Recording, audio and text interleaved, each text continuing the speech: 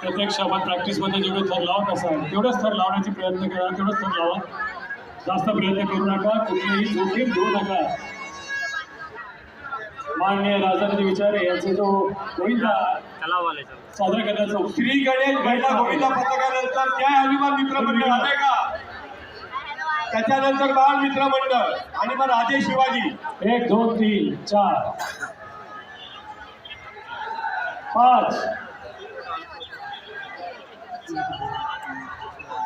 6